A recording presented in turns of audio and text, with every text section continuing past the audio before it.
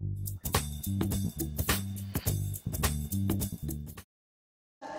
des points qui me paraît très central, qui vient à la fois de ce qu'a dit Patrick Artus et de ce qu'a répondu Xavier Timbaud, c'est cette question de la croissance. Vous venez de le dire à l'instant, on a absolument besoin de croissance. Jean Pisani-Ferry n'est pas avec nous, c'est dommage, parce qu'il a une très grande expérience lui aussi de la construction européenne.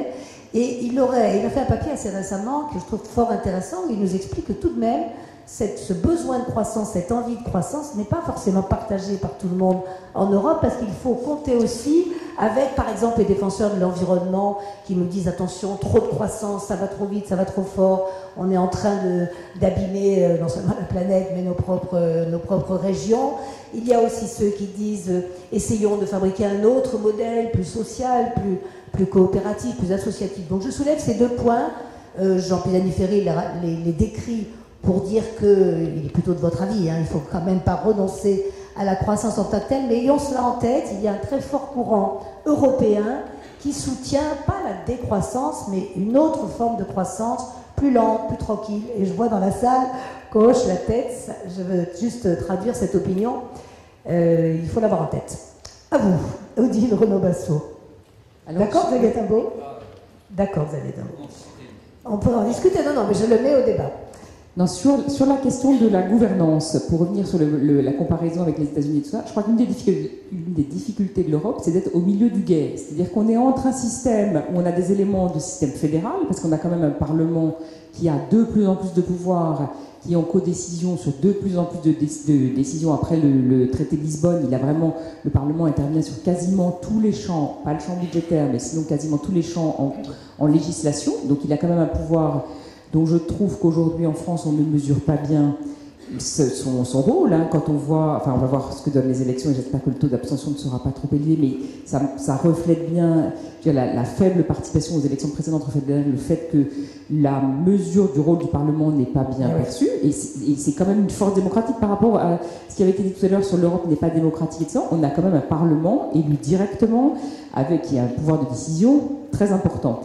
Mais c'est vrai qu'on a par ailleurs un rôle du Conseil, donc qui représente plus les États membres, hein, qui représente même directement les États membres, qui ont leur propre légitimité aussi. Et la position française de ce point de vue-là, je trouve, reflète le cœur des contradictions. C'est-à-dire que je pense qu'on aurait du mal à accepter de se voir imposer certaines décisions du Parlement qui peuvent aller à l'encontre de positions françaises, par exemple en matière de commerce, ou que dans des sujets sur lesquels on a des positions françaises très affirmées, on pourrait avoir du mal à accepter la légitimité de ces positions-là sans que le gouvernement et l'État français puissent exprimer un avis et peser très fort sur la décision. Donc je trouve que une des difficultés de la gouvernance, c'est qu'on est entre deux modèles, et personnellement, moi je suis convaincue qu'on ne progressera qu'en allant vers un modèle plus fédéral, plus intégré, mais que ce n'est pas forcément complètement intégré aujourd'hui. Sur la question de la croissance, je suis d'accord avec ce que vous disiez. Je crois qu'aussi un des débats en Europe, c'est que les pays, notamment entre la France et l'Allemagne, on n'a pas la même vision de la croissance ou la même priorité donnée entre la stabilité et la croissance. C'est un des points qui existe, une des divergences fondamentales qui existent depuis la création de l'euro. Les Allemands sont et qu'on voit réémerger tout le temps, qui n'est toujours pas dépassé, à mon sens. Et les Allemands accordent une priorité extrêmement forte à la stabilité, l'absence d'inflation, l'équilibre budgétaire, la réduction de la dette, etc. Et pour eux, c'est une condition de la croissance. On a souvent, et on l'entend ici autour de cette table, en France, une vision assez différente de qu'est-ce qui fait les conditions de la croissance. Et là c'est aussi un débat sous-jacent assez important. Oui, et en fait, vous venez d'évoquer la question du pouvoir, c'était notre deuxième point dans cette table ronde. Est-ce que l'Union européenne a trop ou pas assez de pouvoir? Il faut voir ce qu'en disent les États. Patrick Artus, qui voulait réagir à tout cela. Toujours sur les deux mêmes points, je crois qu'ils sont absolument essentiels. Ouais. Je n'ai pas dit qu'il fallait regarder la performance en termes de croissance. J'ai dit qu'il fallait regarder la performance en termes de productivité, ce qui est quand même radicalement différent. Si on fait des gains de productivité, on peut décider de ne pas les affecter à la croissance. On peut baisser la durée du travail. On peut avoir un concept beaucoup plus global de productivité, ce qui s'appelle d'ailleurs chez les économistes la productivité globale des facteurs, qui regarde la productivité, pas seulement du travail, du capital, des matières premières, de l'énergie. Celle-là, dans la zone euro ou dans l'UE, elle diminue. C'est-à-dire que nous utilisons de moins en moins efficacement. Et donc cette productivité globale des facteurs, on pourrait l'utiliser à consommer moins de matières premières. Oui. Donc prenons des exemples, pour le coup c'est très pédagogique. Ces gains de productivité, si c'est pas seulement pour augmenter toujours plus de croissance, où peuvent-ils aller? Où peuvent-ils se transférer? On peut utiliser moins de capital, Hein, c'est-à-dire épargner moins, consommer plus. On peut baisser la durée du travail. On peut consommer moins de matières premières. Non, mais j'ai pas dit que c'était une bonne idée. J'ai dit simplement, un pays qui ne fait pas de gain de productivité ne peut rien choisir puisqu'il n'a rien à partager. Et on peut, par exemple, maintenir le pouvoir d'achat des retraités, même quand ils sont plus nombreux, avec le vieillissement. Donc si on ne fait pas de gain de productivité, on n'a aucun choix d'affectation d'aucun surplus que ce soit, parce qu'on n'a pas de surplus. Hein, et donc, quelle que soit la position qu'on ait sur la croissance, je crois qu'on doit tous avoir envie d'avoir plus de gains de productivité. Hein. Sur le second, et je crois que c'est un point important. Donc nous n'en avons pas. À nouveau, la productivité globale des facteurs, c'est pire encore que la productivité du travail, parce qu'en Europe, nous avons fait d'assez gros progrès sur l'utilisation de l'énergie, mais nous utilisons énormément de capital. Quand on compare l'Europe et les États-Unis, nous utilisons une quantité incroyablement élevée de capital. Il faut de plus en plus de capital pour produire la même quantité de biens en Europe, ce qui est extrêmement bizarre, et vient de ce que nous achetons un capital peu sophistiqué par rapport à d'autres pays comme les États-Unis, par exemple, ou le Japon. Sur le second point, je crois que Odile a très bien résumé, il y a quand même un vrai problème aujourd'hui, qui est que dans les institutions européennes, celles qui font l'effort d'analyse des dossiers, qui sont en gros la Commission et le Parlement, ne sont plus ceux qui sont aux manettes. Voilà. Hein, et il y a eu un choix délibéré des politiques, et je crois que c'était quand même une coalition, on peut citer des noms, Sarkozy-Merkel, hein, pour enlever le pouvoir à la Commission et au Parlement et reprendre le pouvoir. Ouais. Voilà, en disant que il est hors de question que ces gens-là prennent des décisions qui ne sont pas compatibles avec les intérêts de la France et de l'Allemagne. Je crois que c'était un choix explicite de Sarkozy et de Merkel. Je ne suis pas sûr qu'Hollande ait une vision très différente de celle de Sarkozy sur ce point-là. Et donc, il faut se rendre compte que là, c'est pas l'Europe, c'est les Français et les Allemands, il me semble, hein, qui ont fait ce choix de passer au-dessus du Parlement et de la Commission. Ouais. Ce qui crée... Juste une anecdote. Moi, je vais souvent à la Commission. Enfin, Odile, il y a passé... J'étais l'autre jour à la Commission, un jour de réunion du Conseil européen. Les gens de la Commission ne savaient pas de quoi ils parlaient pendant le Conseil européen, ce qui montre la gravité du sujet. Quoi. Donc il va falloir que les Français et les Allemands se mettent d'accord pour que... Et on a vu dans l'Union bancaire que ça a été complètement sanglant. Hein. Le Conseil européen, les chefs d'État, n'ont pas voulu que la Commission ait le dernier mot pour dire cette banque-là va mal et il va falloir traiter son cas. Ils ont voulu avoir une espèce de droit de regard en plus derrière, hein, disant si c'est une banque de chez moi, je ne vais pas laisser la Commission. Et donc ce problème n'est absolument pas réglé. Et c'est un problème des chefs d'État. Les chefs d'État ne veulent pas qu'il y ait un pouvoir supérieur au leur. Tout à fait. Oui. On rappelle le Conseil, ce sont effectivement les chefs d'État. Donc le trop ou pas assez de pouvoir, pour vous c'est très clair, trop de pouvoir au Conseil.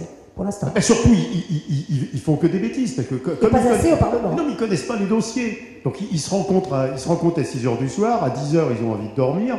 Et donc, il faut avoir bouclé à 11h.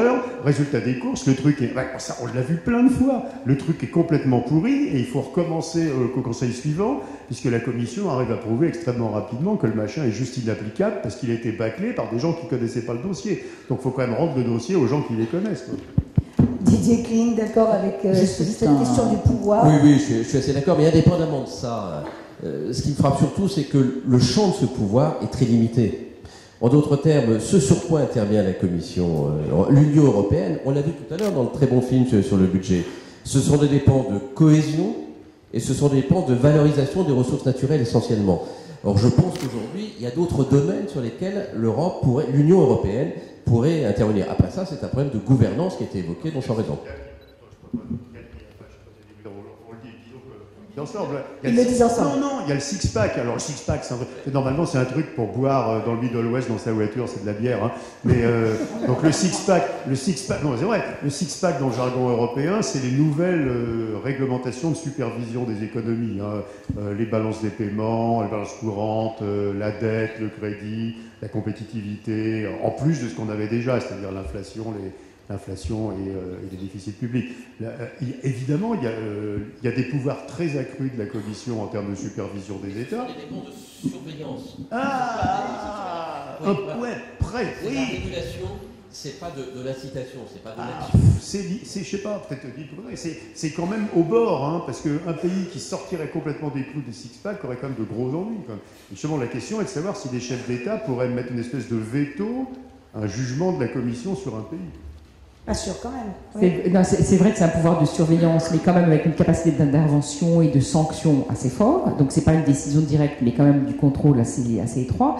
Alors par rapport à ce que disait Patrick Artus, c'est vrai que les gouvernements ont du mal, notamment la France et l'Allemagne, ont du mal à accepter, ont eu tendance à enlever les pouvoirs à la Commission. En même temps, on est au cœur du débat. Imaginons que la Commission dise, en France, là, aujourd'hui, non, le budget, là, ça va pas, ce que disait Claude Barthelone tout à l'heure. Non, il faut absolument que vous soyez à 3% dans 2 ans, comme on l'avait dit il y a 6 mois.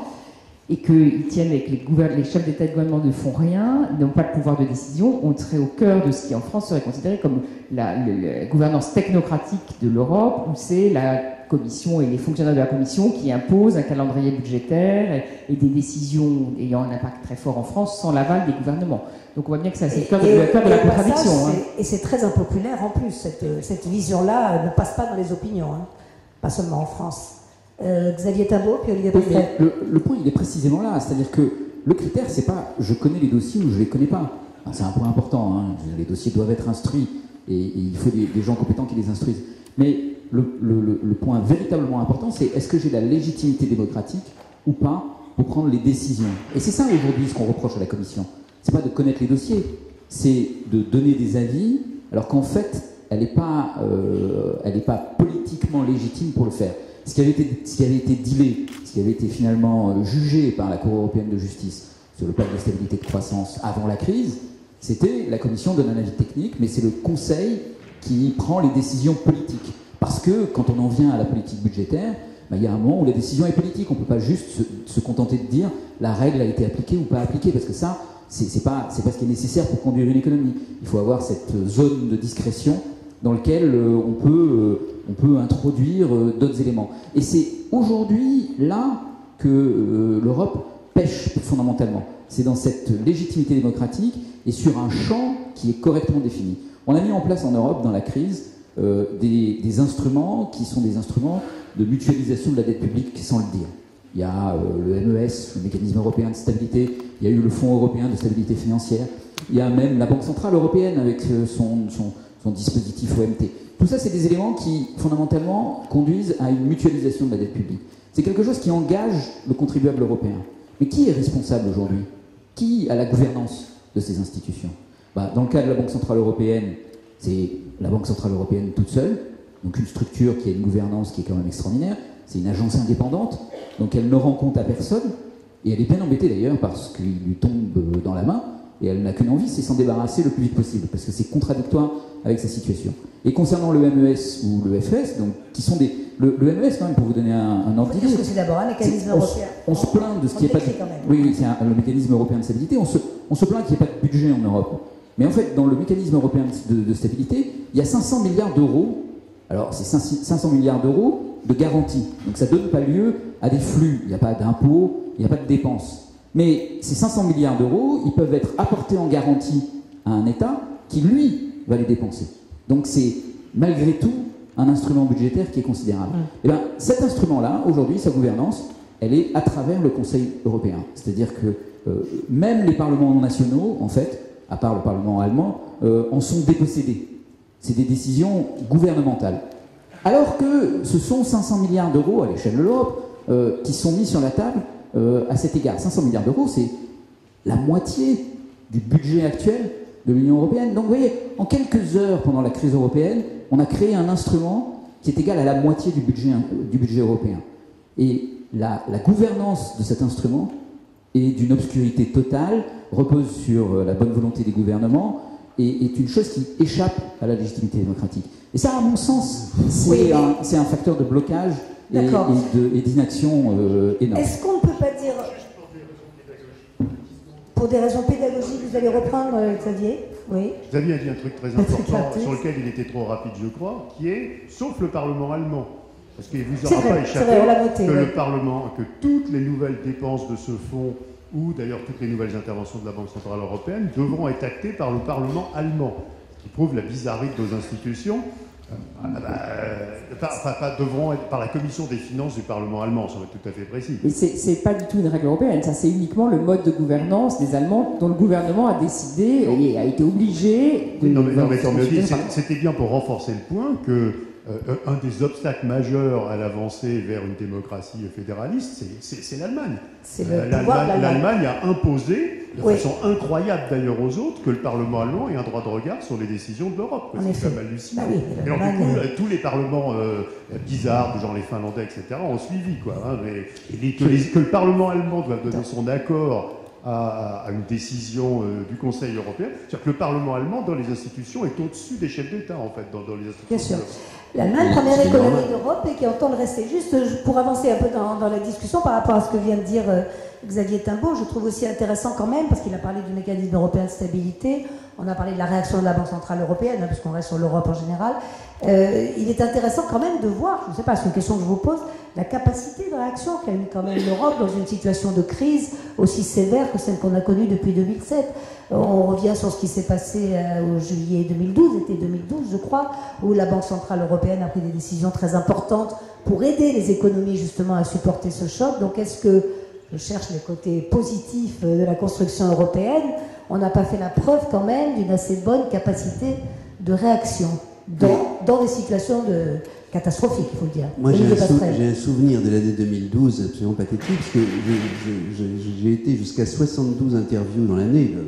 À mon avis, on est tous à peu près sur les mêmes chiffres. Et à chaque fois, c'était M. Pastré, vous qui êtes spécialiste mondial de l'Europe, quand est-ce que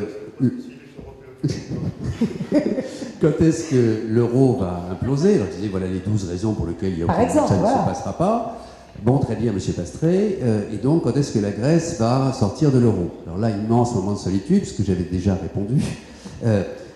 Franchement, ça fonctionne. Et l'opposition avec l'Allemagne, moi, c'est un sujet qui me met mal à l'aise, parce que je trouve que l'Allemagne a un rôle extrêmement positif de discipline, sachant qu'elle a très envie que ça marche. Et quand il a fallu mettre au pot pour la Grèce, elle a mis au pot. Alors après, c'est compliqué, parce que ça s'appelle une démocratie. Moi, je ne suis pas pour, mais bon, c'est comme ça que ça marche. Et dans ce domaine-là, je trouve que le tandem franco-allemand, Sarko, Hollando, je ne sais pas qui après, encore Hollande sûrement, ça marche pas si mal et ça progresse. Si ça vous ennuie pas, par ailleurs, qu'on réponde aux questions que vous aviez posées... Oui, ça me ferait plaisir. Non mais en termes de... Là, je change des institutions au thème. Je trouve, vous avez parlé d'environnement et de social. Je trouve qu'en matière d'environnement, mais je ne suis pas, pour le coup, spécialiste mondial, ça avance qu'à un quart. C'est pas idéal, mais il y a d'un côté l'imbécile principe de précaution, et de l'autre, il faut quand même de temps en temps créer des emplois. Et je trouve que l'Europe avance, alors on peut dire sur tel ou tel sujet, ça avance pas assez vite ou trop vite, j'en sais rien, mais là où par contre je trouve que ça n'avance pas assez vite, c'est en matière sociale, parce qu'il y a manifestement deux types de concurrence au sein de l'Europe, fiscale et sociale, et qu'en matière de concurrence sociale, si on n'harmonise pas un tout petit peu, je pense qu'on va avoir beaucoup de mal dans les années qui viennent. Et c'était notre troisième point, vous y arrivez logiquement, l'Europe est-elle trop économique? T'as oublié le social? Question pour Didier Klein, justement, du côté des entreprises.